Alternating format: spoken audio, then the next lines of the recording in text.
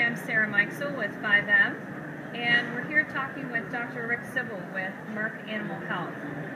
Dr. Sybil, you have traveled all over the world. How do you see protein sources being utilized in the future to help feed the world?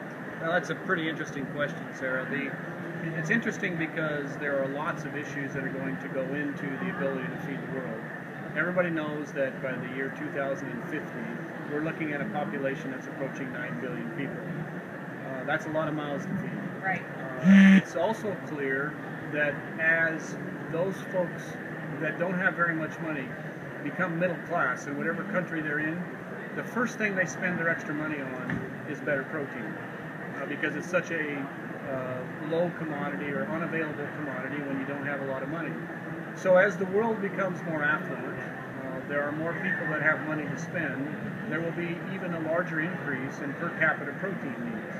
When you look at the protein sources that are available from the species that are being worked with today, of course you got your traditional cattle and swine, but one of the protein sources that's making a pretty interesting sort of ability to manage the resources and environmental issues particularly well is fish. Fish have a very high conversion capacity. Compared to all the other species, the ability of taking nutrients and turning it into protein, their conversion capacity is very, very good. Maybe the best in the protein industry. And at the end of the day, you have to look at ways that we can take our water sources, take our commercial feed sources, and look at conversion capacity, and fish rises to the top very quickly when you're looking at that. And when you take a look at balanced protein diets, and everyone sort of recognizes that the beef and the pork protein diets are a mainstay, and they are.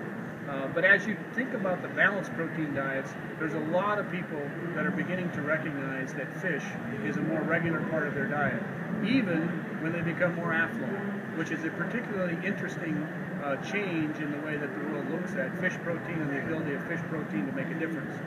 So I'm convinced that as we move to that very large population, 9 billion plus people over the next 30 or 40 years, all the proteins are going to matter a lot, and fish is probably going to matter as much as any other.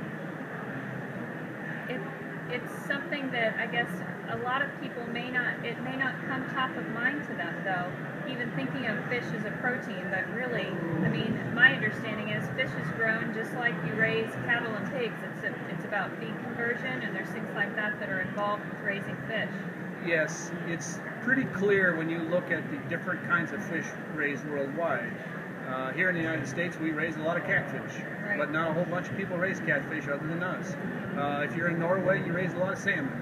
If you're in Chile, you raise a lot of salmon or tilapia. And so at the end of the day, you got to recognize that every country of the world sort of flourishes with a different kind of fish. Right. And as you work with the fish, both artificially, if you will, or in confinement, some people talk about it, it's all about input costs and outputs. And so, you have to measure the amount of feed in, and you have to measure the amount of protein out.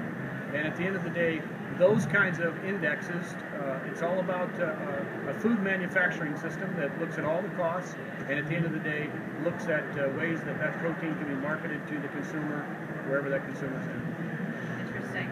Really interesting stuff. The whole idea of feeding 9 billion people by 2050 it can seem overwhelming, I think, to all of us. It is a daunting task, but we've come a long way in the last 50 years, and I fully expect agriculture, whether it be fish agriculture or other agriculture, is up for the task. Absolutely. Thanks so much for your time, Dr. Sybil. We really appreciate it. Again, I'm Sarah Mikesell, reporting for 5M.